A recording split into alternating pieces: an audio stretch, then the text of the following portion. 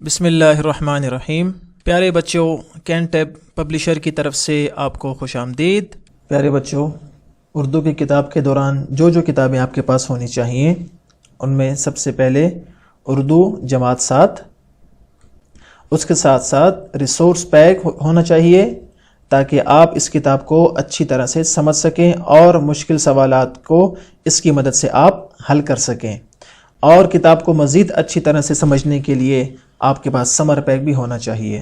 ہم آج سبق نمبر 3 یعنی امام الاولیاء سید عبد القادر جیلانی رحمۃ اللہ علیہ کا دوسرا حصہ پڑھیں گے، جس میں ہم آج سبق کی پڑھائی کریں گے اور اس میں سے کچھ سوالات بطور گھر کا کام آپ کو دیں گے۔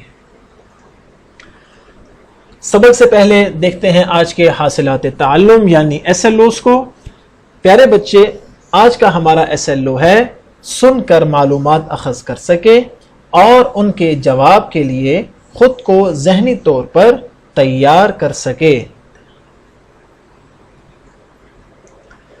تو چلتے ہیں اپنے سبق کا آغاز کرتے ہیں۔ آج کا ہمارا سبق، جیسے کہ ہم نے شروع میں کہا، پیران پیر سید عبد القادر جیلانی رحمۃ اللہ علیہ کے بارے میں ہے۔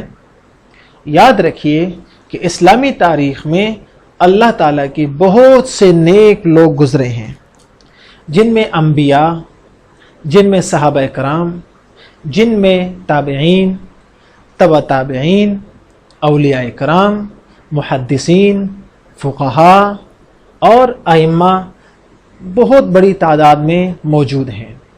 ہمیں چاہیے کہ ہم ان کی زندگی کا مطالعہ کریں اور یہ دیکھیں کہ آیا ان کی زندگی میں کچھ تکالیف آئیں یا نہیں آئیں۔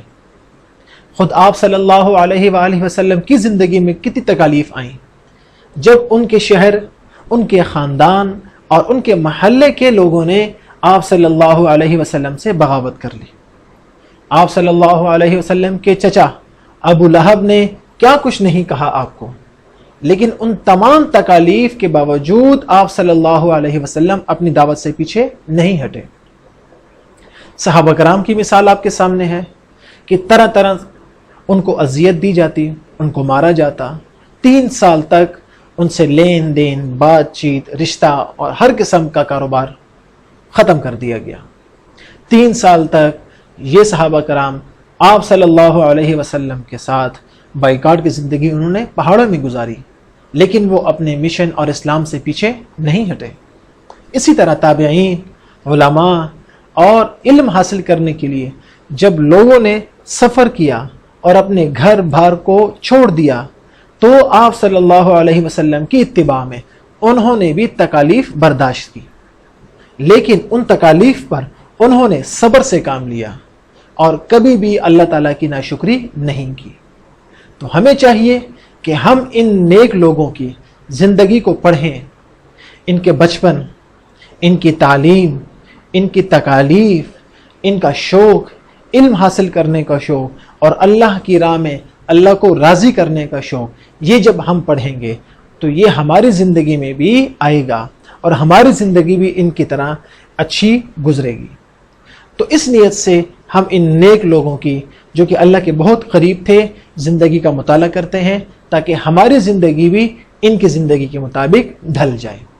تو چلیں شروع کرتے ہیں آج کا سبق اور دیکھتے ہیں سید عبد القادر جیلانی رحمۃ اللہ علیہ کے بارے میں، اور آج اس کا پہلا حصہ ہے، اور پہلے حصے میں ہم ان کی ولادت اور بچپن اور تعلیم کا ابتدائی مرحلہ پڑھیں گے اور اس سے کچھ سبق حاصل کریں گے۔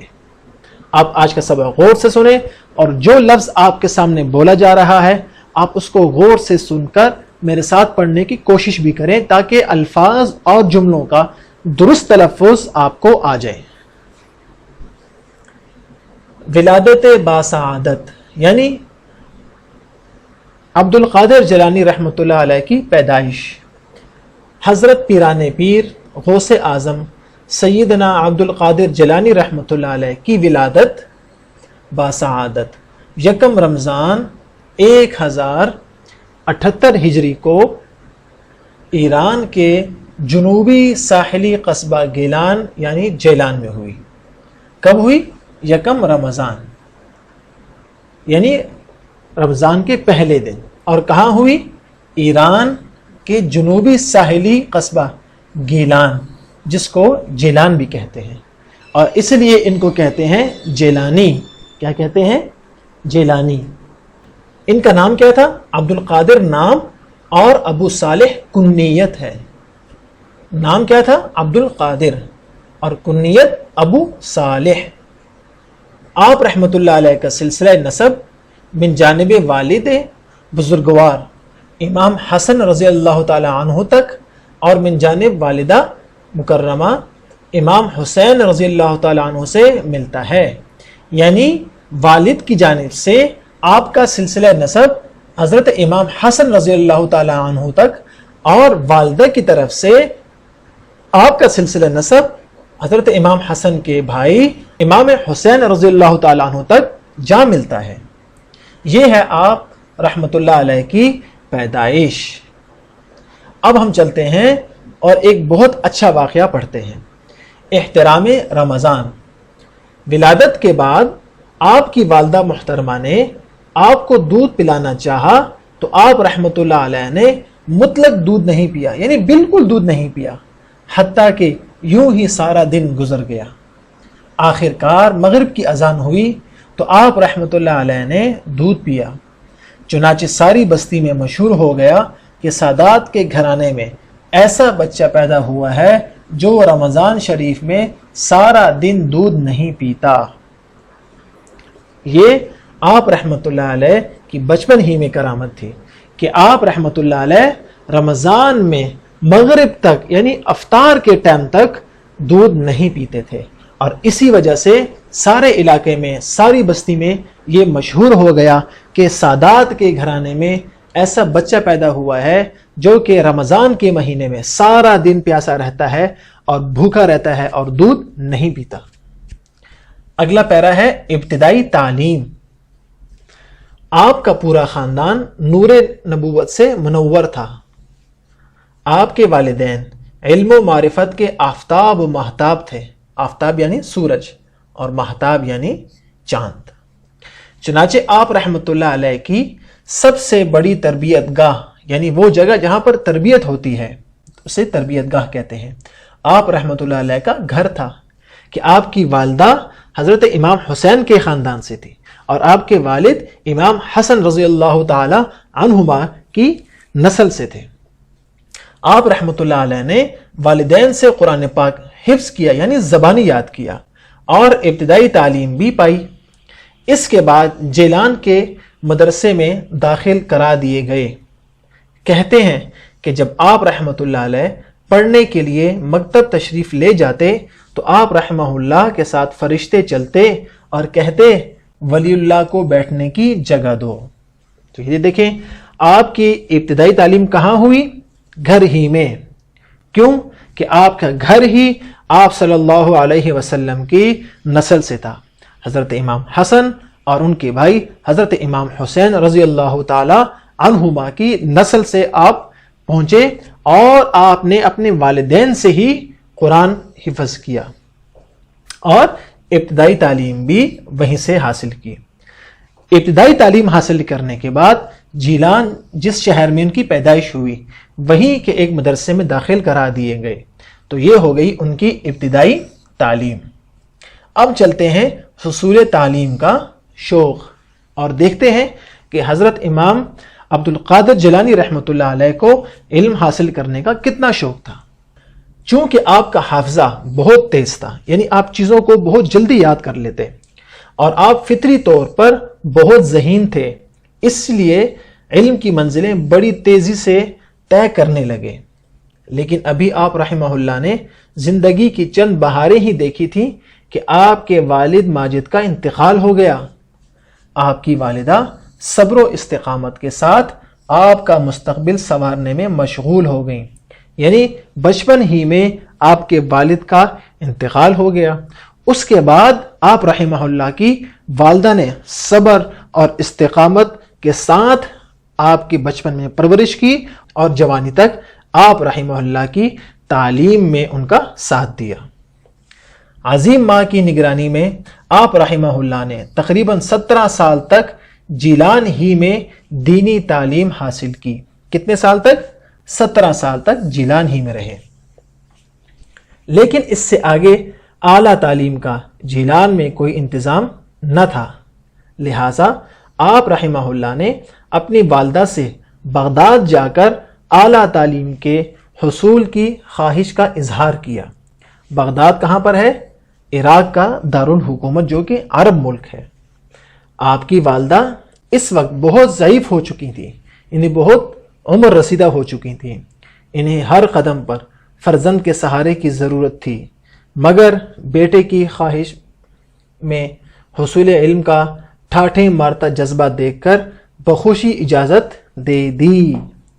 تو دیکھیں کتنی نیک خاتون تھی کہ باوجود یہ کہ وہ ضعیف تھیں اور انہیں اپنے بیٹے کی قدم قدم پر ضرورت تھی، لیکن جب انہوں نے دیکھا کہ میرا بیٹا، اس کے دل میں، اس کے دماغ میں حصول علم کا ٹھاٹھے مارتا جذبہ ہے اور اس کو علم حاصل کرنے کا اتنا شوق ہے، تو انہوں نے بخوشی ان کو بغداد جانے کی اجازت دے دی۔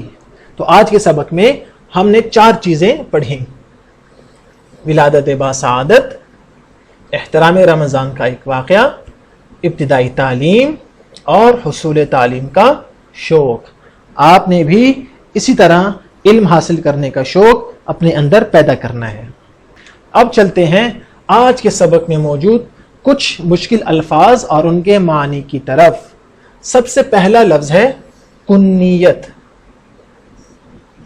اور اس کا معنی ہے اصل نام کے علاوہ وہ نام جس کے پہلے اب، ابو، ابن، یا بنت وغیرہ موجود ہو، جیسے ابو طالب، ابن حشام، ہانی، بنت حوا، یا ابو ہریرہ بھی آپ نے سنا ہوگا۔